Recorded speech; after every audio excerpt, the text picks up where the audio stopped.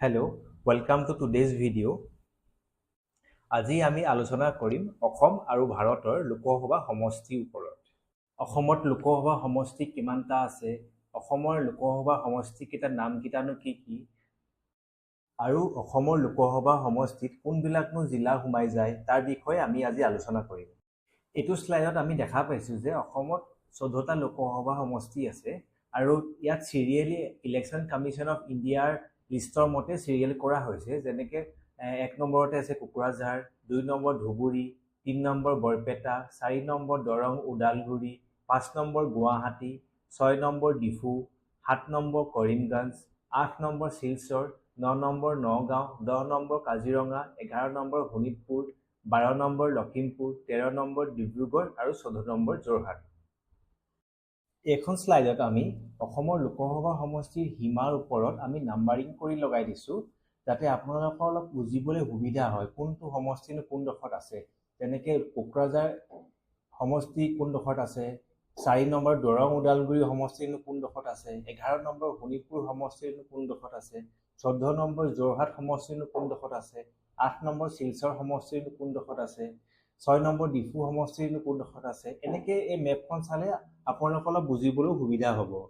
আমি যদি ইয়াত কথা এটা মন কৰোঁ, অসমৰ লোকসভা সমষ্টিবিলাক পশ্চিমৰ ফালৰ পৰা নাম্বাৰিংবিলাক কৰি আহিছে। যেনেকৈ 1 নম্বৰ কোকৰাঝাৰ, 2 নম্বৰ ধুবুৰী, আৰু আমি পূব ফালে যদি চাওঁ, পূব ফালে আমি দেখিম যে 13 নম্বৰ ডিব্ৰুগড়, 14 নম্বৰ যোৰহাট, সেইদৰে নাম্বাৰিংবিলাক কৰি আহিছে। বিভিন্ন লোকসভা সমষ্টিবিলাক বেলেগ বেলেগকৈ নাম্বাৰিংবিলাক কৰি আহিছে। তো এই ধৰণে আমাৰ অলপ মনত ৰাখিবলৈ বা চাবলৈ বা বুজিবলৈ সুবিধা হ'ব। লোকসভা সমষ্টিৰ কথা যিহেতু আমি আলোচনা কৰি আছোঁ, যোৱা বছৰ লোকসভাৰ যিটো ইলেকশ্যন আছে, লোকসভাৰ ইলেকশ্যনৰ দুটামান শ্লাইড লগাই দিছোঁ ইয়াতে কাট কৰি পেলাই। যেনেকৈ পাৰ্টি ৱাইজ ভোট শ্বেয়াৰটো কিমান আছিলে, পাৰ্টি ৱাইজ ৰিজাল্টটো কি আছিলে, এই ডাটাখিনি মই লোকসভা ইলেকশ্যন 2024ৰ যিখন ইলেকশ্যন কমিশ্যন অফ ইণ্ডিয়াৰ যি ৰিপৰ্ট আছিলে মই তাৰ পৰা লৈছোঁ।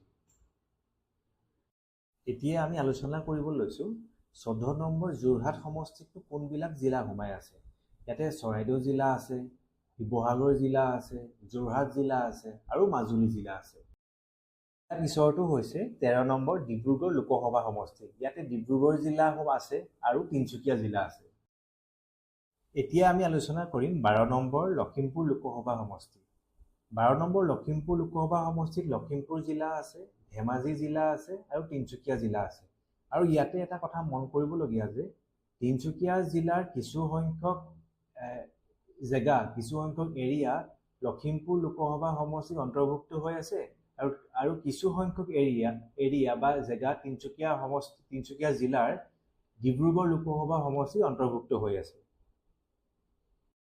11 নম্বৰ শোণিতপুৰ লোকসভা সমষ্টিত শোণিতপুৰ জিলা আছে। 10 নম্বৰ কাজিৰঙা সমষ্টিত গোলাঘাট জিলা আছে, নগাঁও জিলা আছে।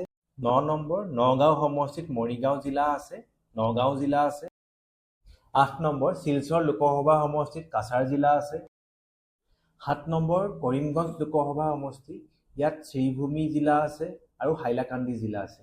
ইয়াতে এটা কথা মন কৰিবলগীয়া যে আগতে শ্ৰীভূমি নামটো কৰিমগঞ্জ আছিলে, শ্ৰীভূমি জিলাৰ নামটো কৰিমগঞ্জ আছিলে। 6 নম্বৰ ডিফু লোকসভা সমষ্টি, ডিফু লোকসভা সমষ্টিত কাৰ্বি আংলং জিলা আছে, ৱেষ্ট কাৰ্বি আংলং জিলা আছে আৰু ডিফু জিলা আছে। 5 নম্বৰ গুৱাহাটী লোকসভা সমষ্টি, ইয়াতে গোৱালপাৰা জিলা, কামৰূপ গ্ৰামীণ আৰু কামৰূপ মেট্ৰ' জিলা আহে। 4 নম্বৰ দৰং ওদালগুৰি লোকসভা সমষ্টি, ইয়াত কামৰূপ, বাক্সা, ওদালগুৰি আৰু দৰং জিলা আছে। 3 নম্বৰ বৰপেটা লোকসভা সমষ্টি, ইয়াত বঙাইগাঁও, বৰপেটা, কামৰূপ আৰু নলবাৰী জিলা আছে। 2 নম্বৰ ধুবুৰী লোকসভা সমষ্টি, ধুবুৰী লোকসভা সমষ্টিত ধুবুৰী, চাউথ চালমাৰা, মানকাছাৰ, গোৱালপাৰা, বঙাইগাঁও আৰু বৰপেটা জিলা আছে। এতিয়া শেষৰটো লোকসভা সমষ্টি 1 নম্বৰ কোকৰাঝাৰ লোকসভা সমষ্টি, ইয়াতে কোকৰাঝাৰ জিলা, চিৰাং আৰু বাক্সা জিলা আছে। এই শ্লাইডখনত আমি এটা ইনফৰ্মেশ্যনটো বিচাৰিছোঁ যে অসমৰ 14টা লোকসভা সমষ্টিত এটা ছিট চিডিউল কাষ্টৰ কাৰণে ৰিজাৰ্ভেশ্যন থাকে আৰু 2টা ছিট চিডিউল ট্ৰাইবৰ কাৰণে ৰিজাৰ্ভেশ্যন থাকে। ইয়াত আমি দেখিছোঁ যে ভাৰতত মুঠ 543টা লোকসভা সমষ্টি আছে, আৰু যোৱা বছৰ 2024ৰ লোকসভা ইলেকশ্যনত কোনবিলাক পাৰ্টিয়ে কিমান কেইখন আসন জয় হৈছিলে তাৰে বিষয়ে ইয়াতে দেখুওৱা হৈছে।